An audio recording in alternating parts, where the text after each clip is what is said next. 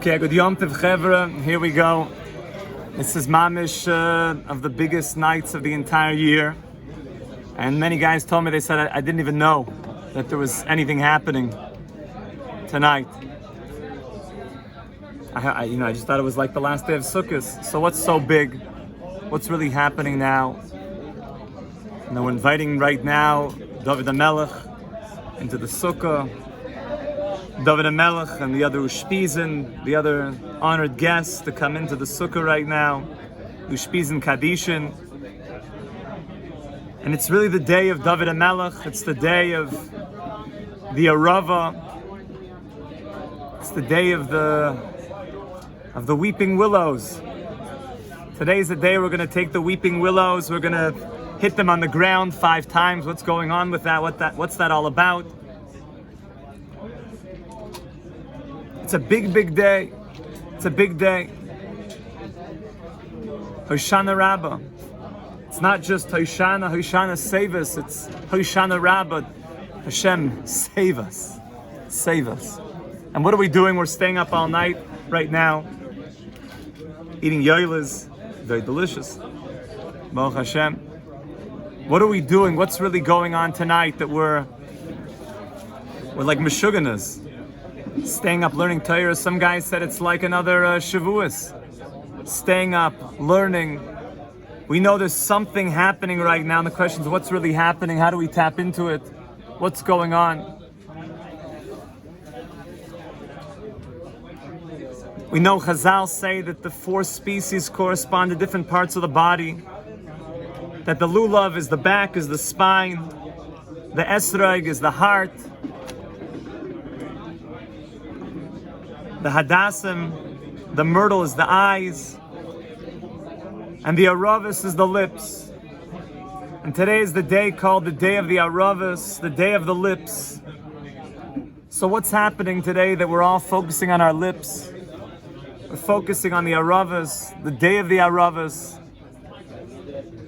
And what's with all these circles? We're going to be going around the Mizbeach 7 times, going around the Bima 7 times. What's with all these hakafas going around and around and around? There's so much that's happening today. One of the biggest davenings of the entire day is Hoshana Rabbah. We've got a night ahead of us, and we have a long davening. So how do we tap into the power, the energy of this night? There's something very unique happening on this night. How do we get involved in this night of Hoshana Rabbah? The Sfarim also say that Yitzchak, that Isaac dug wells. You guys know about the wells of Yitzchak. He dug wells. Avram Avinu, his father, dug wells, and Yitzchak Avinu is coming and he's redigging wells. So the Zohar says that Yitzchak Avinu dug his wells on Hoshana Rabbah. He's digging the wells on Hoshana Rabbah, redigging those wells that Avram Avinu dug, digging up the wells. What's with these wells? Digging up the springs, letting water gush forth. And what's with the aravas? In the times of the Beis HaMikdash, we went around the Mizbeach. We circled the Mizbeach 7 times. We held big willow branches, the weeping willows. We said, Yafeh L'cha Mizbeach, you're so beautiful. We said, Yafeh L'cha Mizbeach, you're so beautiful. And we're drawing up the water, Nisach HaMayim, Simchas Beis HaShoyeva. We're pulling up the water. What is going on today?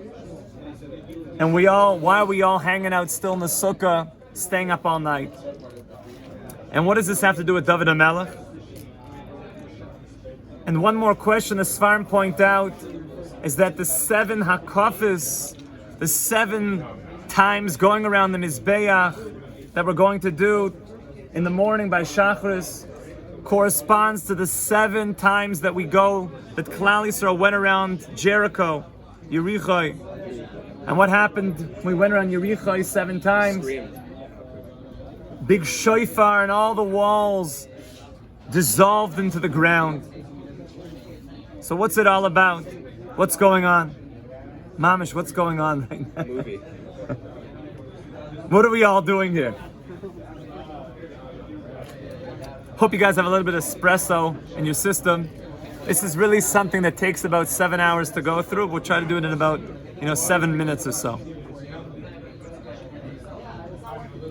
So there's a pasuk. King David says the following thing: Shir Amalois LeDavid, Hashem loy gava libi. Hashem, King David is saying about himself, Hashem, I never had a haughty heart. My heart was never haughty. I was always humble. Now it's interesting thing for someone to say about themselves, I was always humble. But we're going to see that King David could say such a thing. King David was humble. And the Gemara in Sukkah says something very interesting. The Gemara says in Sukkah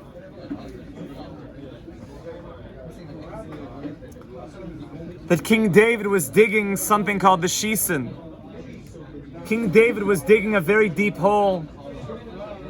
And what was he doing? He was digging this very deep hole by the Makom of the Mizbeach. King David was digging and digging and digging. And King David was trying to get to the Tahaim. What's the Tahaim? He was trying to get to the deepest depths where the waters of the depth are found. King David was trying to get to those deep waters. And all of a sudden what happened? He hit the depths. And you guys know what happened when he hit the depths? The waters of the depths started to come up. And they wanted to destroy the world. The waters started rising. And he saw, oh my goodness, the lower waters are going to destroy the whole world.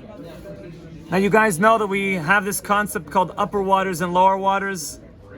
Anytime that people hear those things, it sounds very Kabbalistic, and it is. But the Chumash says, V'yavdil ben mayim l'mayim, Hashem separated between the upper waters and the lower waters. What are these waters all about? What's this upper waters, lower waters? And why did Hashem separate them? And what does this have to do with King David digging to get down to the lower waters? You know, it says that Hashem took the water and he separated it. And he made certain waters to be up in Shemayim, high up in a high place. And he took the lower waters and he made them very low. And these lower waters, you know what they were feeling? They started crying. And the lower waters said, I just want to return. I want to go back up. The upper waters are with Hashem. I just want to go. I want to return to those waters. I want to be with the upper waters. I want to be with Hashem in that higher place. And the lower waters were crying. I just want to return to that relationship. I feel so far. I feel so far. And King David is digging this deep hole. And all of a sudden the lower waters start rising up. Big stuff. The lower waters are coming up. They're going to destroy the whole world. And King David says, does anyone know the halacha? If I write Hashem's name on a piece of clay and throw it into the waters, if that's allowed? Am I allowed to erase Hashem's name to save the whole world? And the halacha was yes, he's allowed to do that. And he threw the piece of clay in with Hashem's name, and the waters started going down. Those are the 15 Shir Amalises. Even though the Gemara said it should be Shir Yeridus, to take down. And he was able, King David, to lower the waters so that they didn't destroy the whole world. So what is going on here? What does that mean? That King David was digging these shisen, digging these deep hole to get down to the lower waters, and the water started coming up to destroy the whole world. And he put Hashem's name in it, and the waters went down. What's really going on? So you should know, it says in the Ishbitzer, everything that the Ishbitzer says is all about Mashiach ben David. It's all about getting ready for Mashiach in a big way. And you guys know there's two Mashiachs. There's Mashiach ben Yosef and Mashiach ben David. What's Mashiach ben Yosef all about? Mashiach ben Yosef is the big tzaddik. He's a tzaddik mamish. You know, the kid, when you were growing up, that always had his hair like, perfectly parted, and his shirt was always tucked in, like he never, left the house except like all spitzied up. And then you had the other kids like, who had a cowlick that never went down, and like the alfalfa thing, and his shirt was always, like always had like boogers on his nose. Excuse me for saying this in the sukkah. So the kid that was always like, spitzy, I like to say the tzaddik whose streimel's always just, perfectly out of the dry cleaning streimel spot, with like the perfect bekisha, always clean, and he always says always the right things. His divrei Torah are perfect. That's called Mashiach ben Yosef. He's a tzaddik. Yosef is a tzaddik. This all has to do with Rachel and Leah, which we'll talk about more as we begin Bereshis. The children of Rachel are perfect. Everything is beautiful. Everything's going right. Even the Torah says that Rachel's gorgeous. Physically, she was perfect. Yefas Marav, Yefas Torah. Rachel is what every guy wants. And Leah, the children of Leah, there's always challenges and strange things happening. Reuven, there's question marks. Shimon and Levi go into Shechem and, get the job done, you could say. And Yehuda and Tamar, a lot of strange things happening there. But Yehuda is the father of Mashiach ben David. Mashiach ben David, when everything looks like it's going wrong, it's going right. When everything looks like it's not, coming up your way. When your shirt's untucked and the cowlick just won't go down, and everything is just, there's problems. Everything about King David is about when things are really, really messed up, it's really, really okay, and Hashem has a plan. And that's why the final Mashiach and Hoshana Rabbah is the night of Mashiach ben David. It's the night that we can put inside of our kishkas, we can really get it into us, that when everything looks like it's going wrong, and everything looks like things are messed up in my life, and there's so much challenge in my life, it's actually going so right. It's exactly going right. It's exactly going in a way that's going to bring about the greatest revelation. And do you know who the final Mashiach is? Is the final Mashiach Yosef or David? David. The Zohar says that Mashiach ben Yosef is called the Tzaddik, and Mashiach ben David is called the Baal Tshuva. At the night of David HaMelech, the night of tonight of Hoshana Rabbah, tonight's the Ushpizin of David HaMelech. Everything about tonight is about David HaMelech. David HaMelech is the theme of today. And the theme of today is the Aravos. What's the Aravos all about? Does it have anything? The other minim, the lulav and the esrog and the hadas, they got stuff. The esrog, it's a good smell, a good taste. What's the hadas have? Geschmack, a smell. What about the lulav? It's the dates. It's a good taste. It's delicious. What do the aravos have? Nothing. They got nothing. The aravos, how many people's aravos is basically like a dried up nothing? Yeah, chevra. Every day you gotta be like, ooh, I should have changed these. Okay, I guess, I think they're kosher still. Let's try again, Brown and basically gone. Forget about the aravos. No, it's an amazing thing. The aravos stay kosher basically through anything. A little something happens to your lulav, your esrog, forget about it. Like, it drops one time, that could be the end of that. The aravos, the thing is basically you could be down to nothing. It's like, and the whole thing is nothing. It's just a dried up twig, nothing. It's got no taste, no nothing. And today's the day of the aravos, the day of King David. So what's mamish going on? And what's David HaMelech doing? What's he digging down to the Tohoim? Tohoim means the deepest depths. What are the deepest depths? So you should know the Ishbitzer.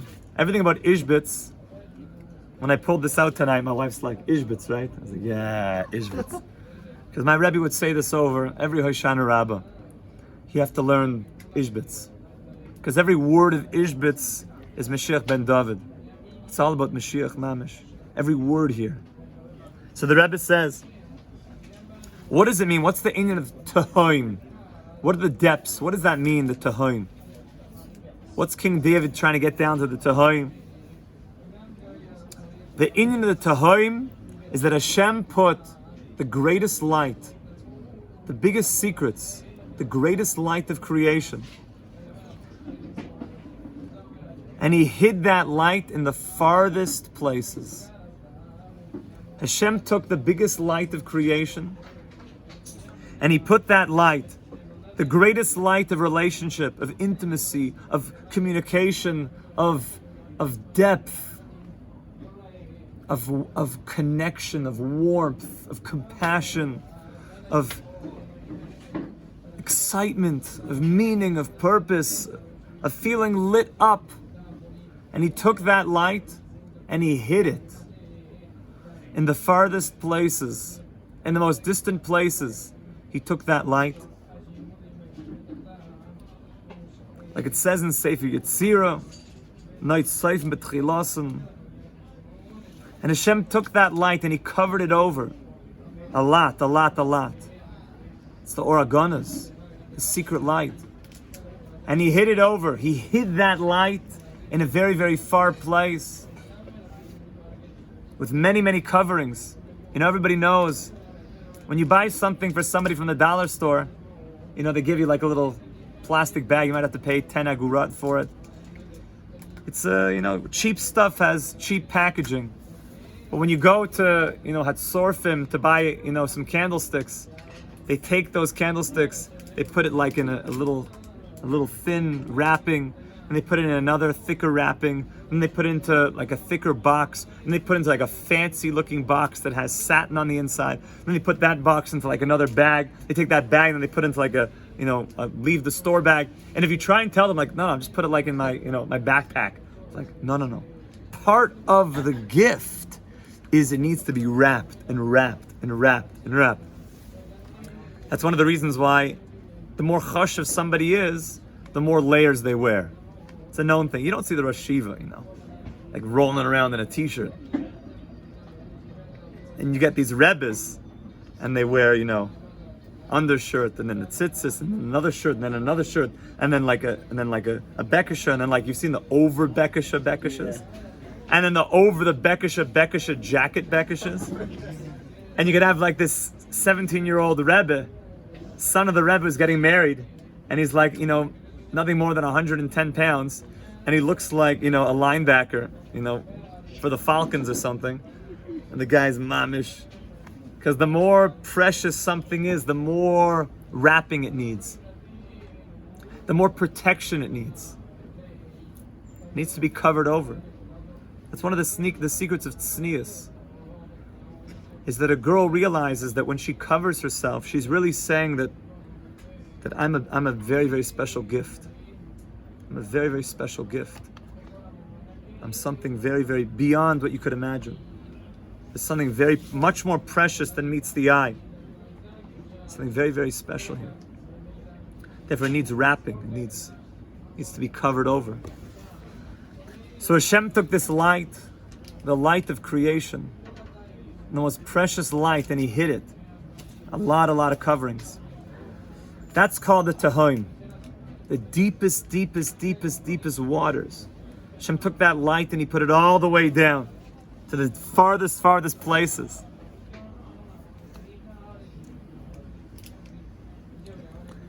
To such a point that you can't even see it. You can almost not see it. Except if you go digging. You start digging. You start looking like King David. He's always digging. You start going down. This night is all about digging. Yitzhak Avinu is making the wells tonight. You start digging.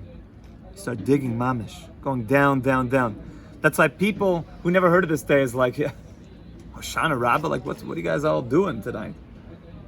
For them it's like, yeah, what's going on? Because on the surface, this is the day that you don't see anything. But this is the day where you dig. You go all the way. That's why there's a lot of funny things people do on this night. A lot of weird things. like it says in the Arizal and the Zoyar. People go and look at their shadow in the moonlight. They say not to do it anymore. It's like one of those like things about the shadow tonight. See if your shadow shows up. But we don't do that. But there's such a thing. People are wearing kittles, and there's like what's with the aravas? You're gonna see people walking around the Mea Sharim. They literally have an entire tree. They cut down like the entire weeping willow. They're walking around with like 30-foot weeping willows tonight. Like they would bring around the Mizbeach, and they're gonna whack these weeping willows. It's a lot of interesting things that if you don't dig into today, the whole day is like just a weird day that just, you could fall asleep and wake up and just have a long davening. But if you start digging, start getting into Hoshana Rabbah, it's mamish the biggest day. So what's really going on? Says the Ishbitzer. What's King David all about? King David's life is about one thing. I want to dig and find that light, Hashem. I'm all about your light, Hashem. It's not about me. It's not about me. No, King David didn't even have a life. You know that King David, how many years did King David live? 70 years. You know who gave him those 70 years? Adam Rishon. How many years did Adam Rishon live? 930. How many was he supposed to live? 1,000. Adam Rishon gave David HaMelech as a truma. He basically gave him a handout of 70 years. David HaMelech was supposed to be a Nephil. He was supposed to be Hashem Yirachim, a miscarriage. He wasn't supposed to exist, King David. He didn't have any existence of himself. There wasn't something called King David.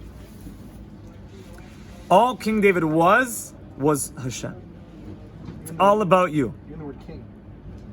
The King David only lived for one thing, finding that light. Bringing that hidden light back out into the world. And he didn't care if it was him or somebody else. It could have been the next person. When Shmuel came to anoint and find the king, and he went to look around, and Yishai's sons all lined up, right? They were all big tzaddikim. And it wasn't going, right? It wasn't any of the sons. And Yishai's like, what do you mean? Like, David? There's nobody else. There was nobody else. He said, no, it's one of your sons. Who is it? Oh, David? He's out like with the sheep, like, I don't know, playing a few nigunim with the chevra, with the sheepala over there, playing some Shlomo Katz nigunim geschmack with the sheep, like, there's nothing going on with David. No, David, bring him over. Hey, mamish, the shemen goes on. Mamish goes on. And as King David is being anointed, he's thinking to himself, Hashem, if I know that you want there to be something called a king. Does it have to be me? No. I just know that there needs to be a king. Fine. Okay, I guess if it's me, then I'll do it. But I'd rather somebody else do it. If there's nobody else, then fine. King David, mamish, it was not about him. He didn't care. There was nothing there. It was just about Hashem. It was about that light Hashem that's been hidden in the deepest, furthest places. We need to reveal it. We need to bring that light out to the world. It needs to be revealed in the world. It can't be that light is hidden anymore. You want me to be the king? Fine. I'll be the king. You know what the Zohar calls King David? It's in the Gemara also. The Bar Nafli. The Bar Nafli means the one that's always falling. King David is always falling. He's the Baal Tshuva. He's falling. He doesn't have anything. He didn't even have a life. You know the way King David was born? Yishai, King David's father, felt that he should separate. He was machmir for the shita of Moya v'lei Moyabia, that he should separate from his wife. And what happened? So Yishai separated from her. He wasn't sure whether he could have kosher, was able to be with his wife. But he had a shifcha. He had another woman that would come to be with him. But one night, King David's mother said, don't tell. We're going to make everything very dark. Sounds like Rachel and Leah a little bit. And I'm going to switch with you. I'm going to go into Yishai. Even though Yishai said he can't be with me anymore. But I'm going to go in. And she goes in. And Yishai thinks that he's with another person. From that night came King David. King David's mamish coming from a place that's when everything's going wrong. From Tamar and Yehuda. When things are crazy, thank you very much. Thank you, mamish. Tizka l'mitzvahs. Thank you. Baruch atah Adonai Eloheinu melech ha'olam shehakoil niyeh b'dvaroi.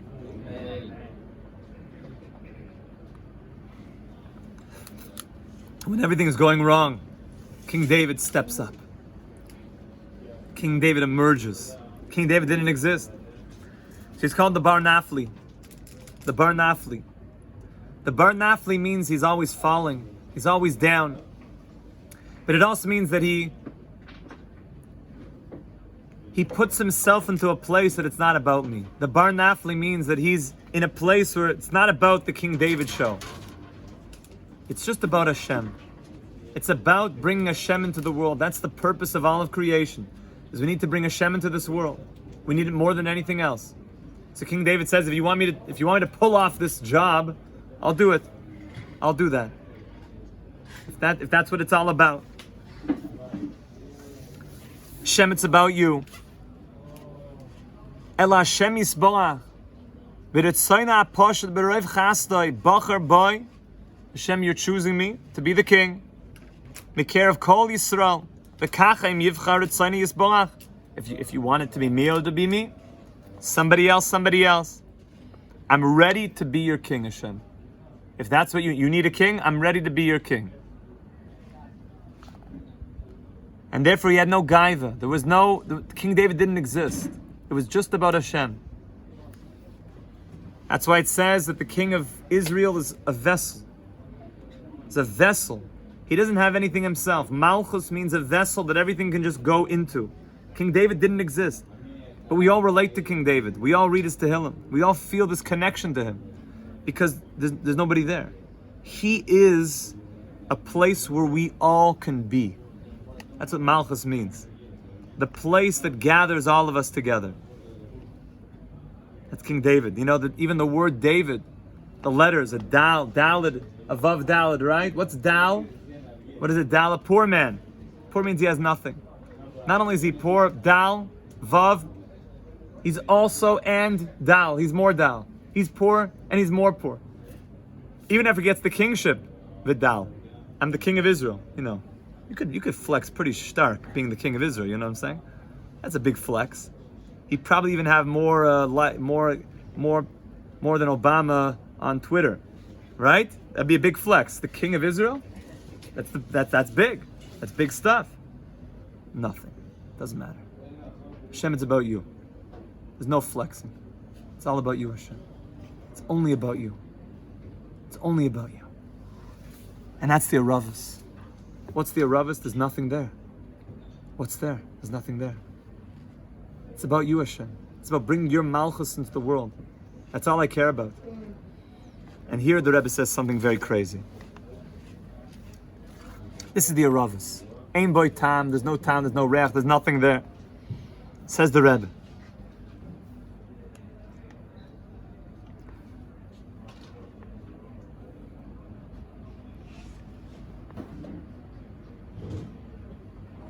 Okay, get ready for this. Hold on to your tzitzis for this part. Here we go. King David did nothing except just be Moshe Nefesh for Hashem. That's his whole purpose. Be Moshe Nefesh for Hashem. That's the Aravas. Not about me, it's just about what I have to do. The mission at hand. And the mission at hand is to reveal Hashem in the world. That Hashem is hiding in the darkest places, the Tahoim, and King David's digging until he finds the Tahoim, and the Tahoim is coming up. Okay, get ready for this.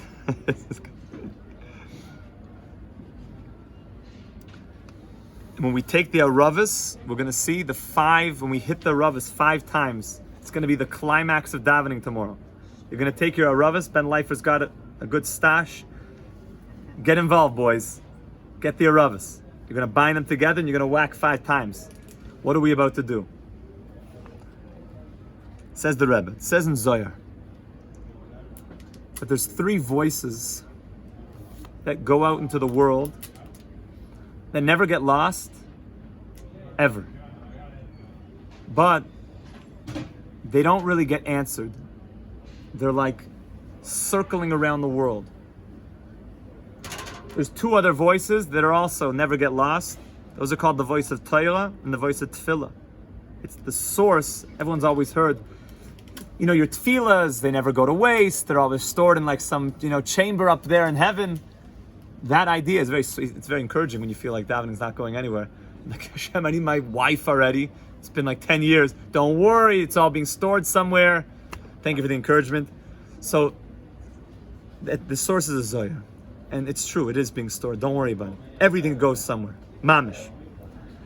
So the voice of Torah and the voice of Tefillah are voices that go out and they never get lost.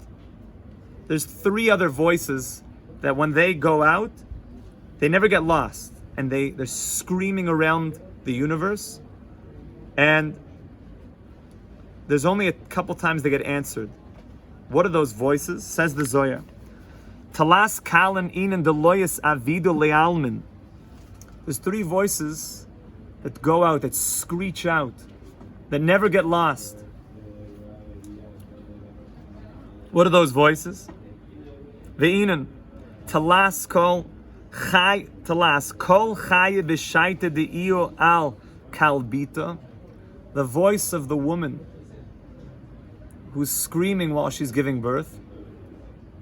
That voice, that screech of when she's on it's called the mashbir, the birthing stool, that voice, that screaming. Crazy. It's crazy, crazy experience. Everyone, giving birth is a crazy thing. Mamish. The screaming that happens, the Gemara talks about it. That if your wife says things while she's giving birth, just don't worry about it. Don't take it too seriously. She's not there. She's in another world. So that voice goes out and it never gets lost. It's going around the universe. That's voice number one. Voice number two, Kol the Barnash B'Shaita the Nafik. The second voice is the voice of the scream, the screech of the person who's departing the world, who's leaving this world. When his soul is leaving, he's going back up to the world of truth. We should all live long lives until 120. That screech of the person leaving the world, that voice never gets lost. It's going around the universe, circling around. And the third voice, Kol the Nachash B'Shaita the Pashat Mishcha. And the third voice is the voice of the snake, the serpent, when it sheds its skin once every 7 years. There's a screech that the snake, a hiss, a screech. The snake that emanates from the snake, that goes around the universe and never gets lost. That's what the Zohar says. What does this all mean? Crazy stuff, right? This is all Hoshana Rabbah Torahs. Only Hoshana Rabbah we can, get ourselves ready for this type of stuff. Says the Rebbe. The first voice of the woman who's giving birth, that screech. What's happening when the woman is giving birth? You read this on the Shaman Makom Ma'alasa Lislabesh Begeshem Aguf. What is that voice? That's the voice, as the woman is giving birth, it's the voice of the soul that's been up in Shemayim, right? There's a time about a baby. The soul's been up in Shemayim, right? It's been Geshmak up there, right? It's Gevaldik. What are you guys doing up in Shemayim? You guys know? When you're in the mother's womb, you're also in Shemayim. Steiging, right? It's Gevaldik. You don't have to worry about anything. You get all the food from the mama. You don't have to worry about getting your diaper changed. Everything is Gevaldik up there. You just steig all day long with the angel. It's Gevaldik. You got everything taken care of. You're in the womb. It's all cozy in there. Who wouldn't want to just go back into the womb? It's just Geschmack. A lot of guys, Makam Kavua, you're good to go. No one ever takes your Makam Kavua. Your mamish, you're staggering in there. Twins, that's always, that's how there's always, a little thing. Makam Kavua. It's like the guy who puts his seat a little too close, you know. He thinks it's a 3-person table, but it's really a 2-person. Starts putting this, you know, getting involved in my Makom Kavu inside the womb. But in the womb, it's good. If I ever go to the dorms at 7:40, sometimes guys, you know, feel like they just, I guess that's what the shot is. They're under the covers. They're like, Rebbe, I want to go back into the womb right now. To emerge into 7:40 chakras is like, you know, that's the scream of the guy, soul coming down to the world. For the neshama to come down to this world, chevra, that's intense. It's very intense. Very intense. Everything was amazing up there. Now I have to come down into this world. It's very intense.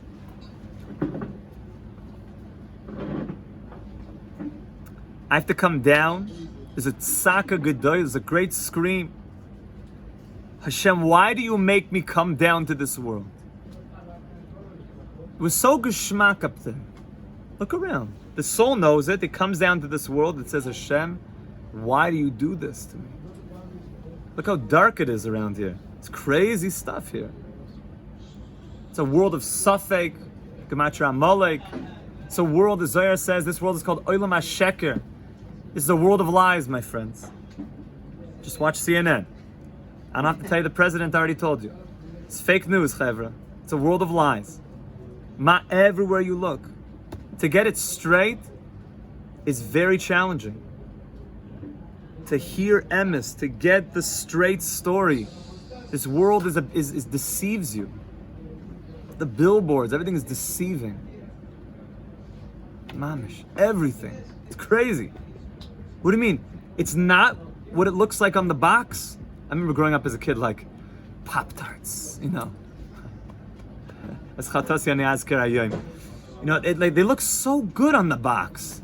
I think there's like little dinky things when you open the thing up. Like, what is that? That's not what it said on the box. That's some cereal. Everything's a lie. Everything. And even they even say, like, you know, something like, or I always loved, in the tiniest writing, you ever even notice that? Like the small, like, who decided that writing is like enough to make it mutter to write on there? The fine print. Yeah, this world is about fine print. No one tells you to straight. You get a certain cereal. I remember this growing up, like a cereal brand that has like these strawberry, like the bowl looks like you're about to pour out whatever's in the bowl. And I was like, where's the? I thought there was going to be a whole bunch of strawberries in there, like a whole bunch of good stuff in there. No. Suggested serving in there, but they mamish make it look like it's going to pour out of the box, all that stuff. And the toy, it makes it look like this toy in there is going to be this gewaldige thing. You're like, what? That was the Cracker Jack thing? That was the thing? From your youngest years, you're being lied to. So the neshama knows that. Neshama comes to this world and says, what is this world? You mamish lied to me. It's crazy. It's so dark here. It's so hard to find the emes. It's so hard to get the straight story. And I want it. I want the emes, but I can't find it. It's so hard. And the soul comes down and says, I want it, but Hashem, why did you do this? Why did you do this? But you know, the neshama understands that Hashem, if you took me down to this world, to this dark and confusing world, it must have been for my good. There must be a plan. There must be a plan. That I could actually find you in the darkest of places. And that if I can find you in the darkest of places, it must be even greater than if I would have stayed up there in Shemayim. It must have somehow be even more meaningful that I should come down here to a world of confusion, to a world where Hashem, your light is put in those very, very far places. And it should be actually greater for me to find you in that way. To go through all the difficulty and all the heartbreak. You know, you and your soulmate were already together in Shemayim. Why make me come down here with all the heartbreak and all the, you know, the bad dates and all the, you know, the fights and confusion? Because it must be somehow that the relationship could be even greater down here by revealing the light from the darkness. This, my friends, is the world of King David. This is a whole other world. By going through all the garbage of this world, going through all the challenges, going through all the difficulties and the rehab and heartbreak, that somehow that was better than staying up there in Shemayim, in the big yeshiva up there in Shemayim, when everything was ganz lichtig, the world of Yosef at Tzaddik, when everything is good. The world of David and Melech is coming down here to the garbage, to dig the wells of Yitzchak, digging and digging and digging and digging, and finding a big light. Actually, to come into a body. You think the neshama is like excited about being in a bunch of flanken? You think it likes this? Like the Messianic Ushering talks about? Like, what interest does the neshama have in being in like this, like, this package of gains? Which is never, it's never going to be the greatest gains there is, because there'll always be some, guy with bigger gains than you. Is the neshama happy with this? You think the neshama is happy that you have to go to bed? You have to actually eat? You have to eat? On Tisha B'Av, everybody knows that we're in so much pain we can't even think about eating. But on Yom Kippur, we're so high on the neshama, who could eat? Like, I always tell the story that, Rabbi Yom Tov Glazer, he should mamish be healthy, B'ezrat Hashem. So, he used to come every year to the yeshiva here for Ne'ilah, for Yom Kippur for Ne'ilah. I always remember so vividly. He would always come, and he would always tell us, as you get closer to the end of Ne'ilah, so everyone starts encroaching towards the Aron Kodesh, because the Aron Kodesh is open the entire of Ne'ilah. The whole thing is open. So everyone's just like moving closer. And as Ne'ilah is progressing and everyone starts yelling, Hashem Elokim, Hashem Elokim, Shema Yisrael, Hashem Elokim, Echad. Everyone's just screaming out. And basically you think like somebody's like, gonna like jump right into the Aron Kodesh. Take me. And the guys are mamish right there, just screaming out all the Sifrei Torah. It's amazing. And I remember at one point, we're all Hashem Elokim. I looked down and one of the chevra was on the floor, like mamish in like prone position. Hashem Elokim, Hashem. He was on the floor. I was like, oh my goodness. I wanted to jump down. And Rabbi Yom Tov, I so vivid. He just puts his arm on my shoulder, so reassuringly. He's like, he's okay, brother. He's okay. He's right where he needs to be. I was like, Hashem Elokim. At that moment, if I were to tell the guy on the floor is screaming out Hashem Elokim as in his neshama is popping out of his body, I wonder what's for break the fast tonight. You think that guy? So the way I said is like, he's like, do you think it's bagels, bro, for break the fast tonight? It's bagels. As the guy is screaming on the phone, Hashem Elokim, the guy is probably going to say something to you along the lines of, what's a bagel?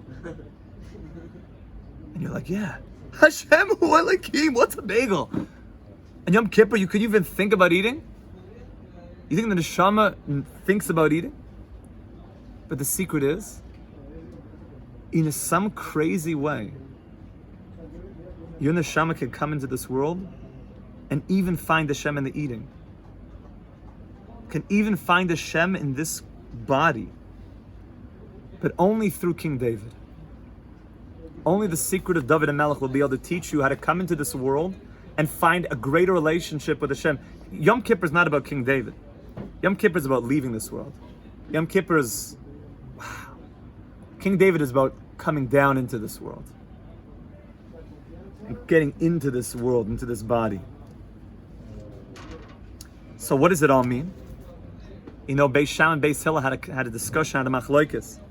What's greater, to come into the world or not? You guys remember that? The Gemara says, how many years did they talk about this? 3.5 years.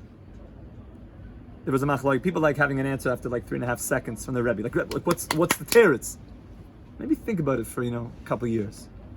So they were talking about this for 3.5 years. Is it noyach la'adam shenivra? Or is it noyach? Would it have been better that he would not be created?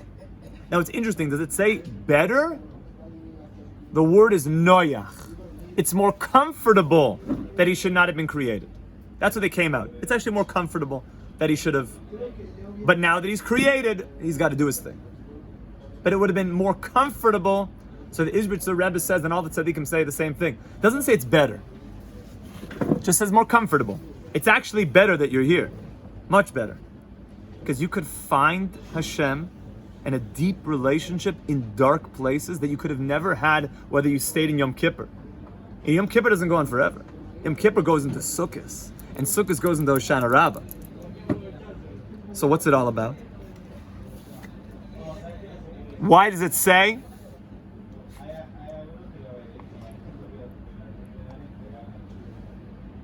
The whole purpose that we come down here, I love this line. To be moitzi yoker mizoilo, to take gold and find precious things from in the cheap rubble, to pull out from the darkness gems and jewels. And all the problem is that we just get scared of this world. We get so into this world. But you have to find Hashem in this world. It's much easier that we should not have been created. And that's the scream of the child screaming out. And that scream never goes away. It's going around the world as it's coming into the world. It's Hashem, why did you do this to me?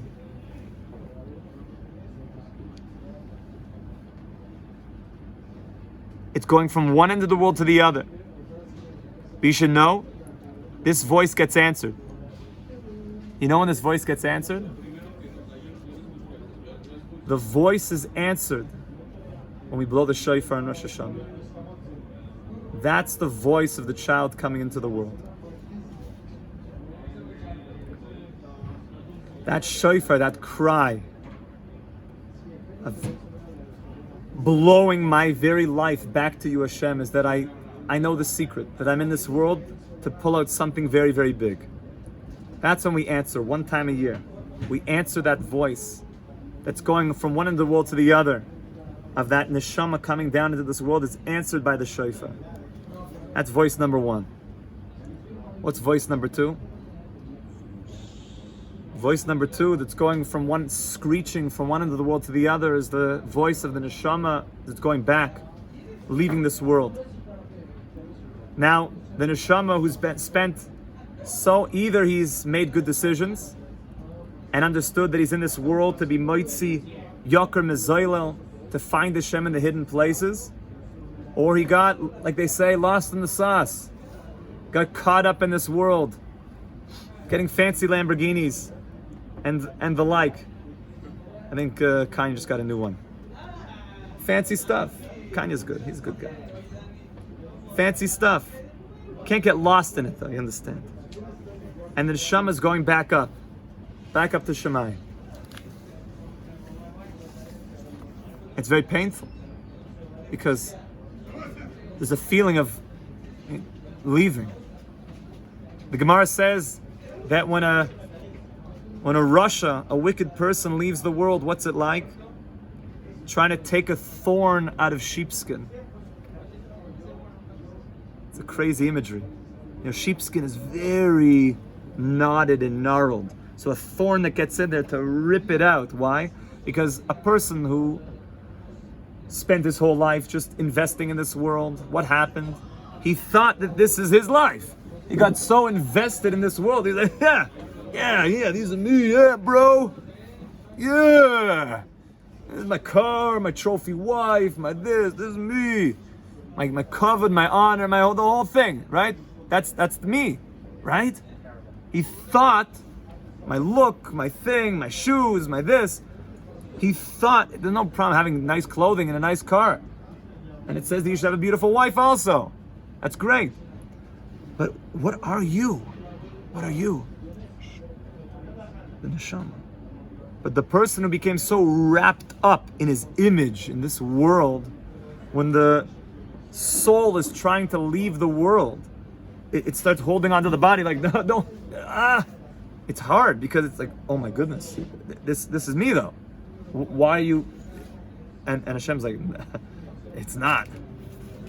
And the problem is when he gets up to Shemayim, if he's been so involved in things of this world, he's still interested in those things up in Shemayim. Game, there's no console, nothing to play.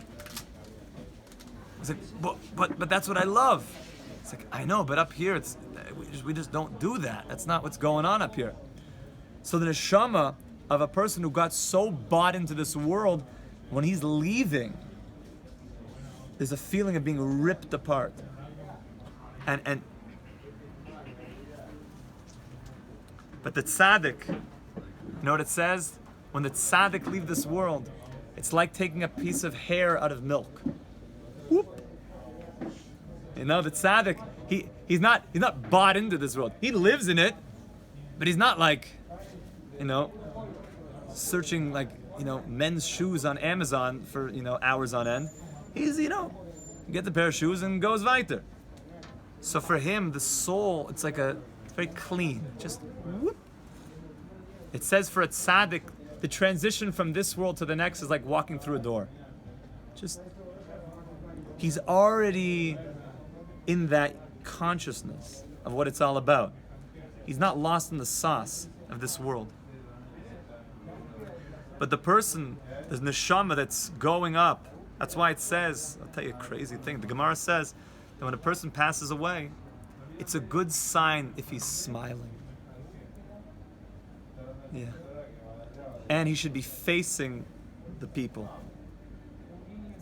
You know, a Jew, we start Shulchan Aruch, how you wake up in the morning.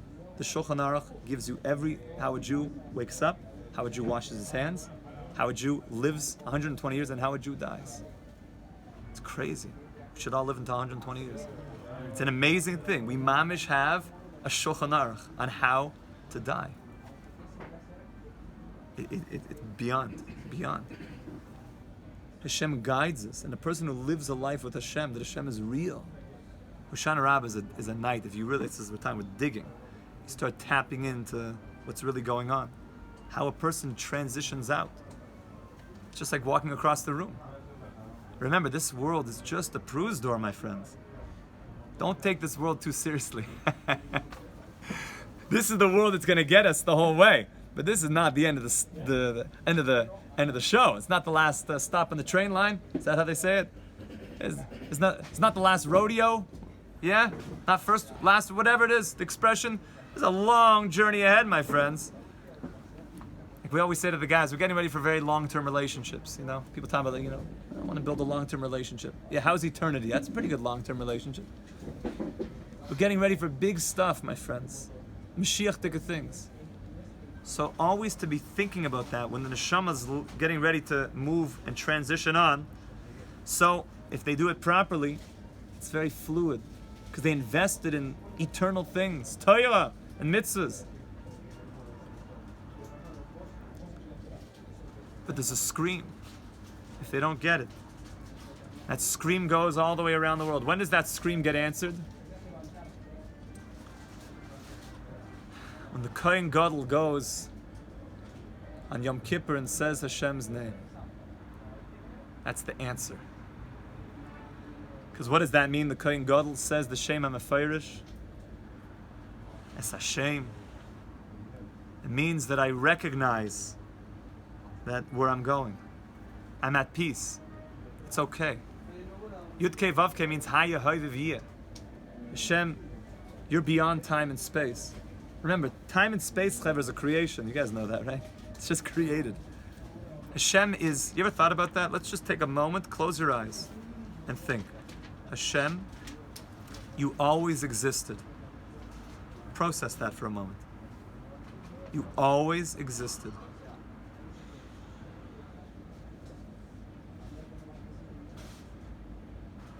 And the same you who always existed, existence itself, are right now eminent and will always exist forever, all simultaneously. If you take that to heart a little bit, it's beyond. It's mamish crazy. because you leave time and space. By the way, every time you say Hashem's name, you should think about it. You should go into that consciousness. It's an amazing thing. That's just basic, like, Torah, Jewish law. By the way, anyone who thinks that Jews don't meditate has never opened up anything to do with Torah. Our whole life is meditation. Everything is geared around meditative experiences. We've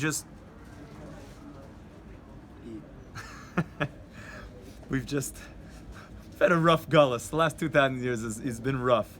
So we just kind of like chick-chock, it's been more like checkbox, Judaism, that's very sad.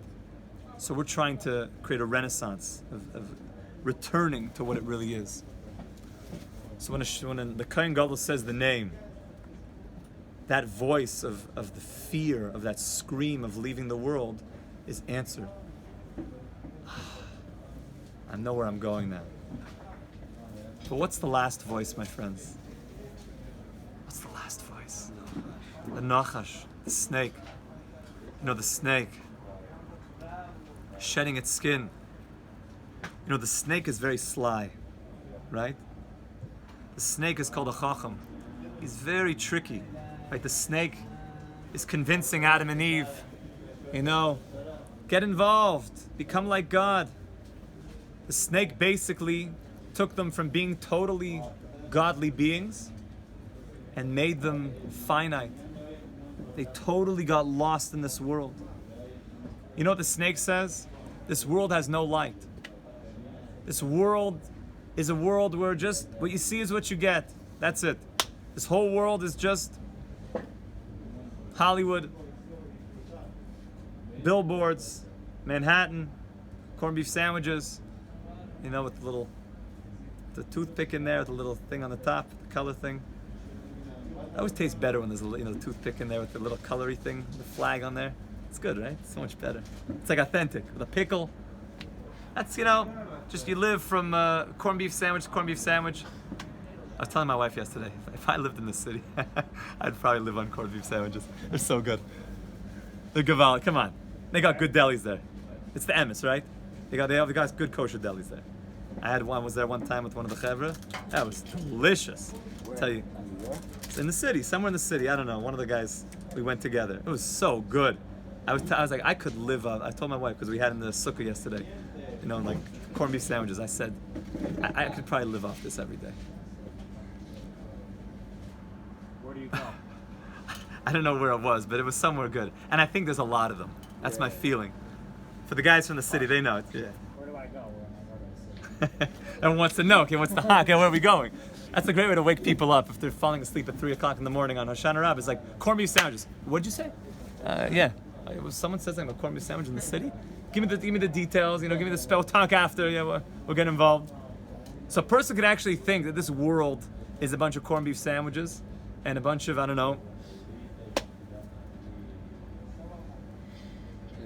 pickles, and just rap artists. Some guy told me some rap artist's name. I can't even repeat it in front of the Makom HaMikdash. It was a name. I can't even believe this name. And he's like, I think like a really popular guy nowadays. I can't even believe it's a name that like flies in the world. But the world we've degenerated so much. It's the funniest name. The guy said, I was like, have we gotten to that place? Like, was that where we're at? He's like, yeah. It's like, okay, I knew that was happening because that's what the Torah says at the end of days. We're just going to degenerate to such a level. But I couldn't believe that it's actually like, he's like, the new thing. But that's where we're at. And that's the Nachash has just told you that that's all there is. So, and get involved in it. It's good schmack, it's exciting. Who doesn't like some pickles, corned beef sandwiches, and, this rapper. I think it has the name Burp in it. And, that's life. That's life. And get a job, get wings and watch the game. Mahomes. It's Gavaldik. It's Gavaldik. Patrick. It's very impressive. It's very nice. Fatty. The guy got engaged, no? He had a mazel tov. I think so, yeah. So even we just talking about it, the guy was like kind of like, everyone's getting a little bit loosened up a little bit. We're talking about the Torah, everyone's like, Talking about Mahomes, Patty. All of a sudden, it's like second wind, you know? Second quarter, end of the fourth. You know, things are getting exciting. So that's the Nachash. He's told you that this world is all there is. Is all there is. And really in this world, there's no Kedusha. There's no Kedusha. This world, you can't have God and a world. Come on. God's far away. Way far away. You can't, come on. This world is the Nachash. Get involved in the world and Zeo. Zeo. What's the response to the Nachash that we tell him? You think that's all there is this world? You think that this body is not Kadosh? What does the Navi say? Mi bisari echse Eloika. From my own flesh I find you, God. That's the most Chassidish pasuk. We love that pasuk. In my own flesh do I find you. In the most fleischike part of me. In the most physical parts of life, Hashem, you can be revealed. What did we write in the Eish Jim? Right from the Tanya. That I am pumping this iron right now. 300 pounds bench. Kedei lavodes Hashem. To serve you. Right? Yes, Yasala. For you, Hashem. What, just to like, you know, look in the mirror and just see how big they've gotten? See a guy, like, spends a lot of time in the mirror, he's like, they're getting bigger. Yeah, it's happening. After the guy gets one of the big buckets. He's like, you know, he's like doing the shaker thing and he's making moves and all of a sudden he's like, it's working. Yeah. Was that it? Their camera roll just like monthly pictures. Is that the purpose of the gym? Chalila. That's what the Nachash will tell you. Just get involved.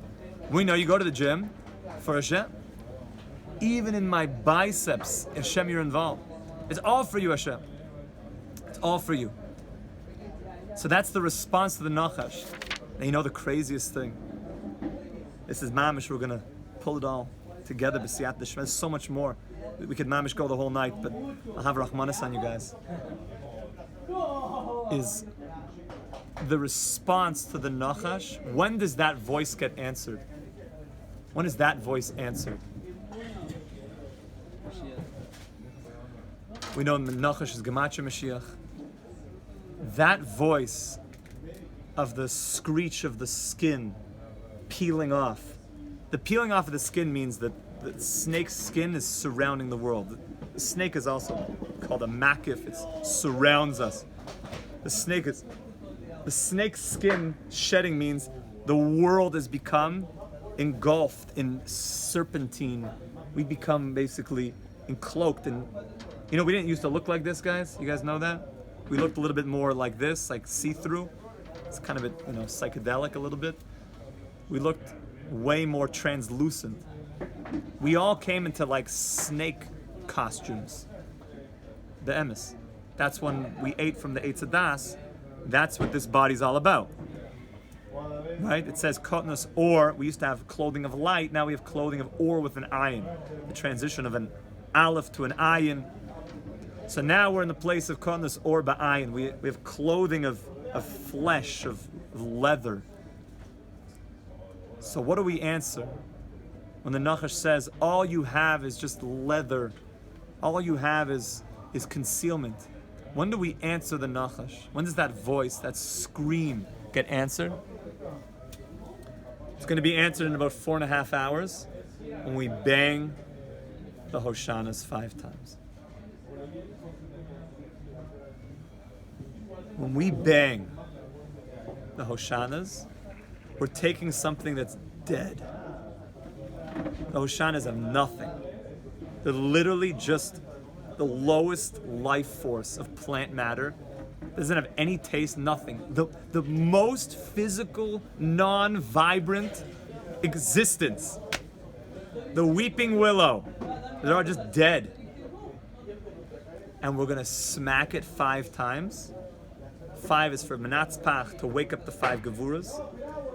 We're literally taking the most lifeless thing and we're going to answer the Nachash that the most you think God is not in the furthest lifeless parts of my life. God, you are in even the Aravas, the furthest thing. And we're gonna smack it, we're gonna wake up the whole ground, even the earth, just karka olam, nothing. We're whacking the earth 5 times, besimcha. And we're gonna mamish, we're gonna, excuse my language, we're gonna shut up the nachash, that he's gonna hear that even the emptiness and the darkness and the tahoim, the furthest places are filled with your light, Hashem. That's the secret of King David. King David is the one who wakes up the light in the furthest things. Because we have many things in our life that are called the aravas of our life. Everyone loves like the lulav of their life, you know, when there's nice tasting things. Everyone loves the hadassim of their life, and everything smells nice, a nice date, and the date smells nice. Those are not, you know, going to a hotel, it smells nice, very pleasant. Everyone likes the esrog of their life, and everything smells nice, tastes nice. Who likes the aravas of their life? Those moments that there's nothing. Feels like the of life. Usually it happens when a guy's is OD'd on Netflix, he's OD'd on Pringles, he's OD'd on everything he should not be involved in. He's just like, he's just like, yeah, done. The worst way.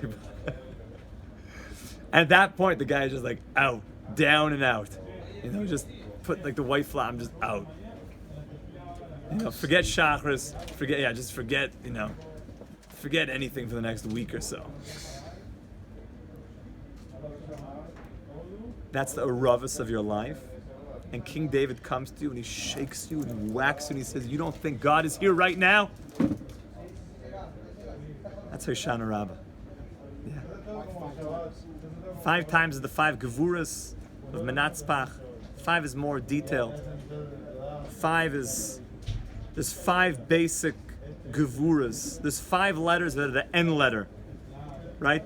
And there's 22 Hebrew letters, and then there's 5 letters that are the N letters. In Yiddish we call the endas, the sofit, right? What are the 5 letters? Mem sofit, Nun sofit, Peit sofit, Tzadi, Chav, Menatzpach. The 5 letters. N letters mean that the game over. End of the story, you know, end it, game over. You know, OD'd, you know, wasted, barfing, excuse me, long rave, just strung out, G'd out, end, you know, game over. Guy with Shem Yirachim, who just lost, goes gambling, puts in everything. People destroy their lives gambling. Everyone who's watching, stop gambling right now. King David will help you. Hashem will help you. The guy puts in everything, and all of a sudden he thinks he's going to win. He's got like whatever, set of 5. And then the guy does like a straight something. And just like... And he might, his mortgage. He just put like his wife's like diamonds or whatever. It's crazy. Those are moments that people think game over. End letter. Not in the last letter of a word. The end letters. They only exist at the end. There's no such thing as a mem sofit in the middle of a word. Sometimes you have such an interesting thing. They're always at the end. That's when the guy's like, there's nothing else but end. Game over. I lost everything. Game over. 5 times is corresponding every time that you thought you were at the end, that there was no way to salvage life. King David comes to you and says, get up, Reb Yid. Let's go. Let's mamish go. Hoshana Rabbah. Let's go. Let's get up. And you know what you do, your aravas? The most done thing in the world, you know where you put them? You put them in the garbage. You throw them on top of the Aron HaKodesh. You know what that means? They go to the highest place. You don't put your esrogim up there. We put the Aravis in the highest place. They spend the whole year there. You ever thought about that? Your Aravis go on top of the Aron Kodesh. You know how beyond that is?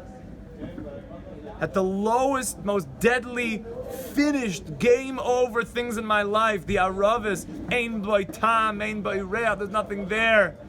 The N letters go on top of the Aron Kodesh. They're more exalted than the Sefer Torah.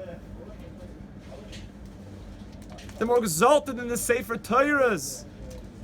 Is the parts of my life where I thought Hashem was so not there, where I was messed up, and I found that you were there too. King David is Mashiach ben David. He's the one that's going to reveal the secret of this to us at the end of days. It's not about Mashiach ben Yosef. He's the one that everything's going great. The tzaddik. But Mashiach ben David is the Baal Tshuva when everything's messed up. Yidden, the world is messed up now. Who knows, as we get close to November 3rd, what's going to happen? Hashem Yirachem. The world is gone meshuganeh. It's crazy. The salvation, Hoshana Rabbah, King David, Mashiach ben David, the Aravis, the Yoim of the Aravis. And the Aravis, even the word is Arev. It's sweet. It's the thing that has no Va'arevna. What do you mean? There's nothing there. No. And you whack it, you're going to open up the sweetness. You're going to crack open that the Aravis, the lowest things in your life, were so sweet. Were the sweetest things. The best. Only King David. And only a Yid that's able to say, Hashem, I just want you. I just want your kingdom, is able to crack that open, to see that. In a certain way when he just says, I just want a little shtickle King David in my life. I just want your kingdom. And Hashem says, I'm going to show you that everything in your life can be filled with meaning, elokus. Everything. The most physical things can be filled, and that's how you take Nachash and you turn Nachash into Mashiach, Gematria Mashiach. And at that point, like the Bnei Yisachar brings down, you're going to take Hashem Melech, Hashem Malach, Hashem Yimloich, Gematria Mashiach, Gematria Nachash. You're going to know that Hashem has always been the king. And the whole world is going to be screaming this out. It's going to be happening. Yidden, you have to get ready. Mashiach's coming. He's to be coming. It's happening. Get ready. And that's all the dreidel, that's why really the final sealing, tonight is called the final sealing. Everybody knows that this is all, we started this in Rosh Hashanah time. It's just one long journey. It's going to be in Elul. We really started Tu B'Av, getting ready in Elul, the 40 days to Yom Kippur. And everything was sealed on Yom Kippur. But Hoshana Rabbah is called the Chaysim B'Toy Chaysim. It's called the seal on top of the seal. You know, when you send a letter, you don't want it to be tampered with. You don't just put one seal. You put a double seal. You know, we only drink wine if it has a double seal. A double seal. 2 sealing. It has to be double sealed. Because then you know it's not tampered with. Hoshana Rabbah is the double seal. The chaysim b'tay chaysim, the double sealing. This is really when it's getting sealed. And really a Yid goes all the way till Hanukkah. That's why Hanukkah, the dreidel, everybody knows you can only buy dreidels with shins on it. You're not allowed to pay dreidels. Pay stands for puzzle. Shin dreidels, because that's what it means. Goshna, the letters of the dreidel, the gimel, the shin, the nun, and the hey. That's where Yehuda set up yeshivas in Goshna and Goshen. They went and they spun the dreidel. Goshna is Gematria, Mashiach. The whole final secret of the Oragonas, this light that King David is digging for us now, we're going to see it on Hanukkah. You're going to mamish see it. That's why we light we light the candles low.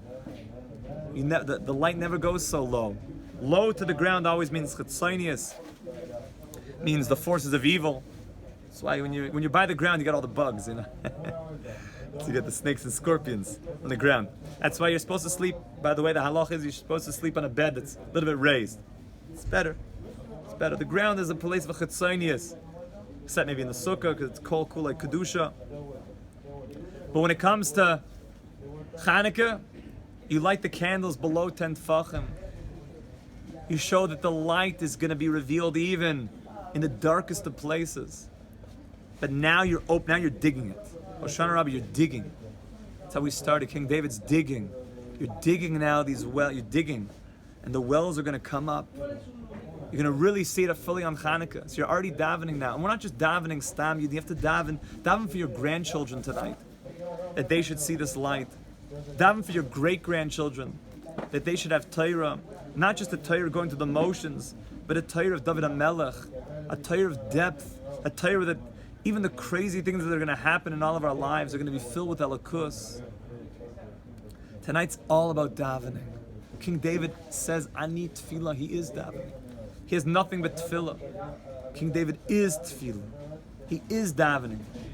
And the final tikkun at the end of days is davening, davening, davening, davening, davening. I want to see that light. I want the aravas.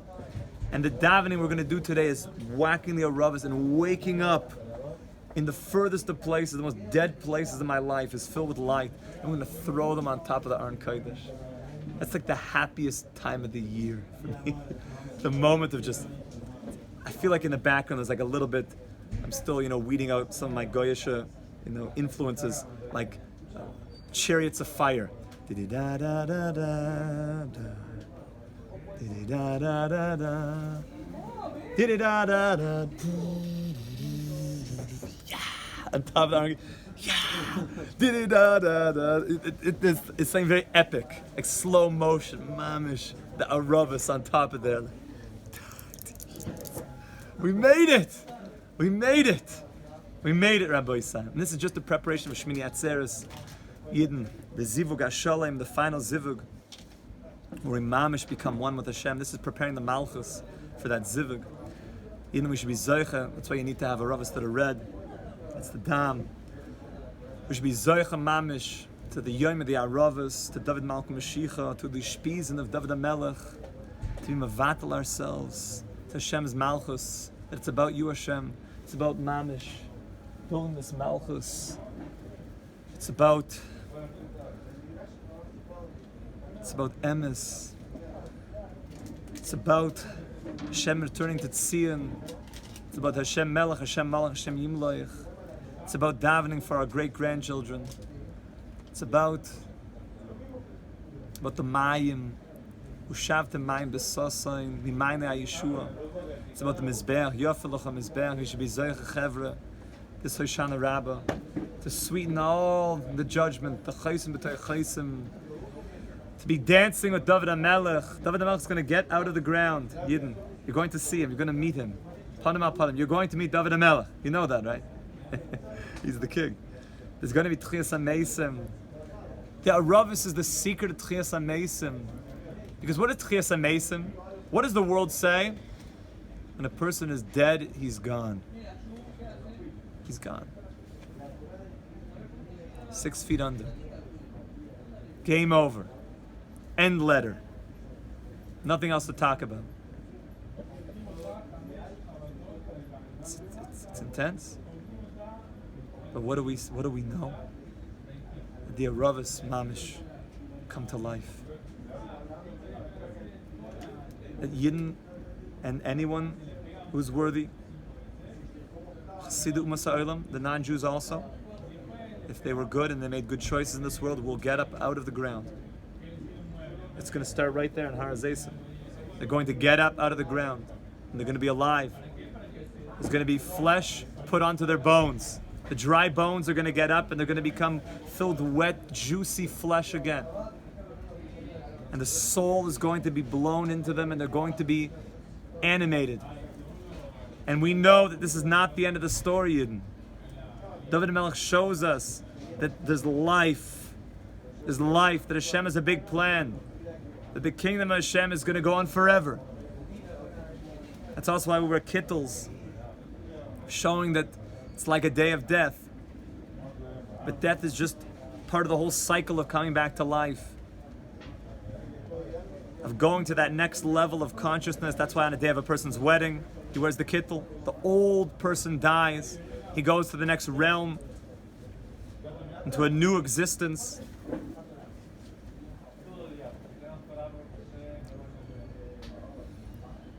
We should be Zoicha Mamish to Tchias HaMeisim, the Korov, the resurrection of the dead. We should be Zoicha to the Binyan Beis HaMikdash, to see King David dance. Oh, King David dances. You don't even know how King David dances for the Torah.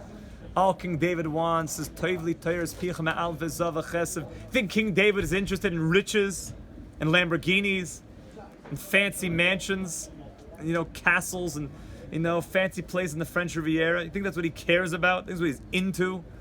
I gotta get my place in the French Riviera. Yeah, gotta have my spot, my speedboat. Some fancy old speedboat. Some James Bond complex going on inside of my head of just getting all this fancy stuff. You think King David cares about any of that? The riches? He was a king. He was the king of the world. And himself, Mashiach, I think he's going to be mamish loaded, by the way. And all the Jews are going to be loaded also. That's why we're all set up with Dubai now. You chap?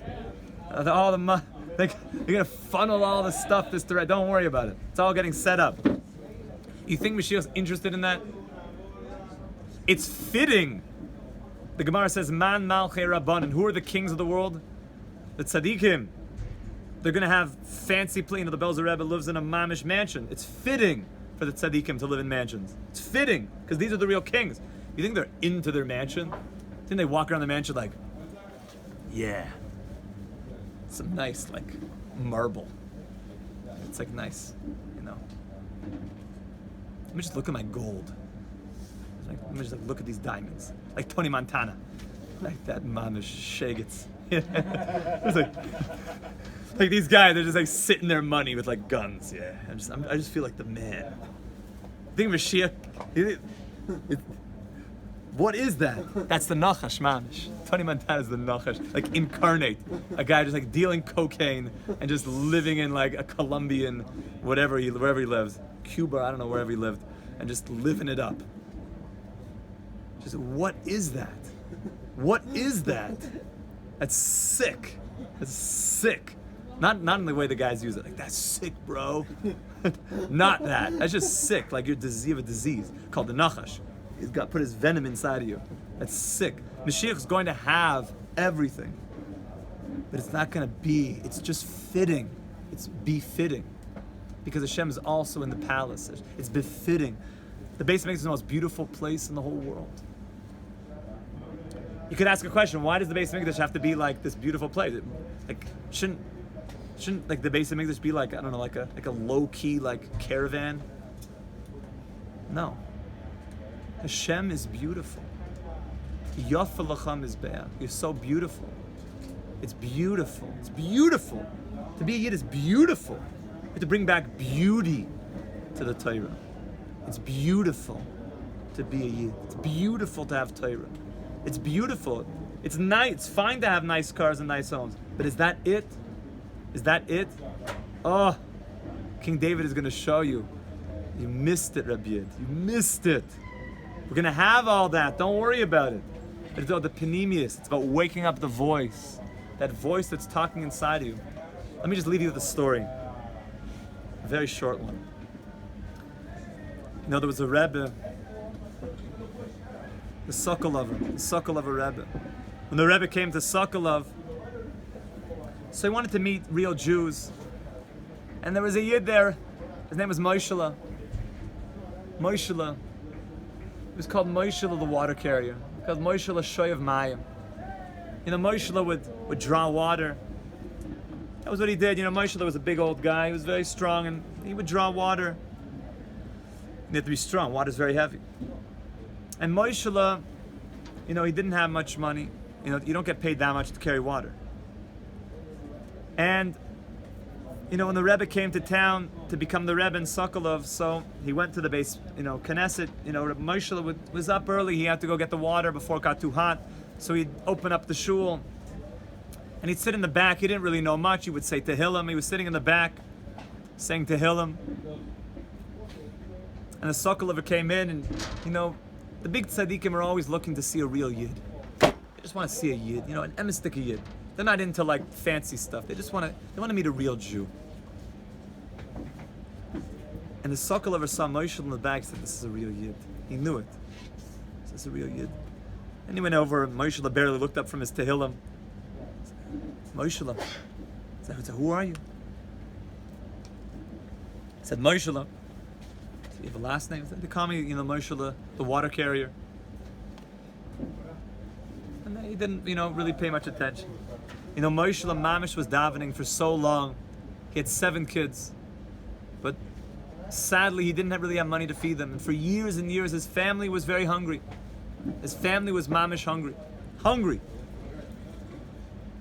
And he would daven, Hashem, please, I need money to feed my kids, please. Hashem didn't give the money. Didn't give the money. And one day Moshe woke up early, like he always did, and he went to the Beis Knesset to set things up and get ready to carry the water. And all of a sudden he saw in the entryway to the shul, looked like a bag.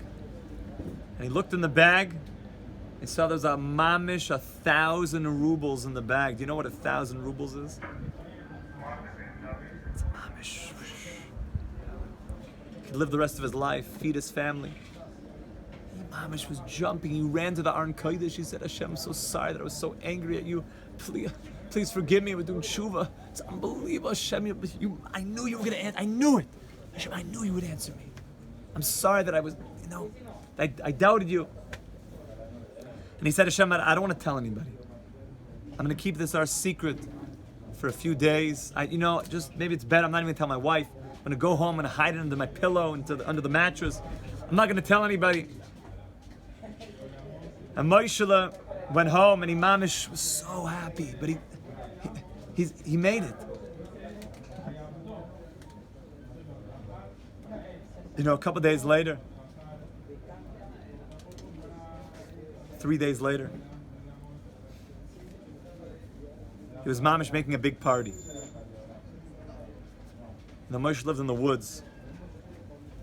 And the Sokolover, the Rebbe, was going for a walk past midnight, after Tikkun Chatzos. The Rebbes, they walk around like all the time. They don't really sleep too much. It was the middle of the night, and he was just going for a little spatzir, a little walk around Sokolov in the forest. If you want to find tzaddikim, walk around at 3 o'clock in the morning. Walk around the Kaiso at 3 o'clock in the morning, There's people who come around here. And all of a sudden, the Sokolover saw that there was like a big thing happening in Moshe's house. And Moshe's mamish was on the table. He was on the table. And the Sokolover was looking in the window, and he saw like all the simple peasants. And Moshe was dancing and making l'chaims to everybody. And the Sokolover knocks on the door, and he comes in.